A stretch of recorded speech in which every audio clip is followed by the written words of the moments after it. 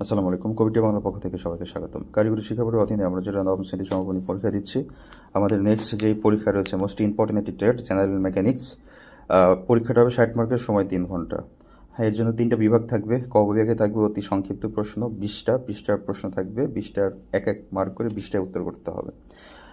পরীক্ষা আসার মতো আমি যেই নমুনা প্রশ্নটা আপনাদেরকে দেখানোর চেষ্টা করেছি বা করছি, এই প্রশ্নটা 100% পড়ে যেতে হবে ইনশাল্লাহ। এর ভেতরেই কমন আসবে আশা করছি। কিছু প্রশ্ন যেমন সেন্টার ড্রিল কেন করা হয়, নিউমেটিক টুলস কি, ভার্নিয়ার ক্যালিপার্স কী ধরনের টুলস, ভার্নিয়ার ধ্রুবক কী, এই ধরনের যে প্রশ্ন 20টা দিয়েছি, 20টা তোমাকে তো মুখস্থ করতেই হবে। তাছাড়া তোমরা যারা স্পেশাল সাজেশন নিয়েছো, স্পেশাল সাজেশনে যে প্রশ্নগুলো দেওয়া রয়েছে সেগুলো তোমাকে কিন্তু পড়তে হবে। এছাড়া খ বিভাগে 10টি প্রশ্নের উত্তর করতে হবে, এক একটা প্রশ্নের 20 মার্ক করে। সেই 10টি প্রশ্নের ভিতরে আমি যে প্রথম যে প্রশ্ন রেখেছি সেটা হচ্ছে কর্মক্ষেত্রে অগ্নিকাণ্ড প্রতিরোধের উপায় কী, ঝুঁকি কত প্রকার কী কী, পিপিআই ব্যবহারের প্রয়োজনীয়তা কী, সেন্টারে ড্রিল কেন করা হয়, স্ক্রু এক্সট্রাক্টর কী কাজে ব্যবহার করা হয়। একই রকমভাবে প্রত্যেক মাপযন্ত্র কাকে বলে, প্রত্যক্ষ মাপক যন্ত্র কাকে বলে, 5টি যন্ত্রের নাম লিখতে হবে। শীট মেটাল সরু কোন কোন কাজে ব্যবহার করা হয়, এছাড়া স্ক্রু ব্যবহারের যান্ত্রিক সুবিধা কী।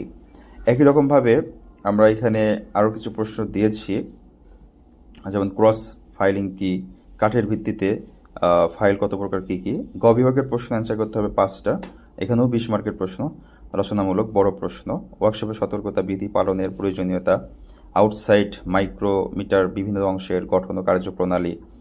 তাছাড়া দেখছি এখানে টেপ ভেঙে যাওয়ার কারণগুলা, ট্যাপ ফাইলিং প্রক্রিয়ার সতর্কতা। লাস্ট প্রশ্ন হচ্ছে ফাইল অঙ্কন করে বিভিন্ন অংশের নাম লেখো।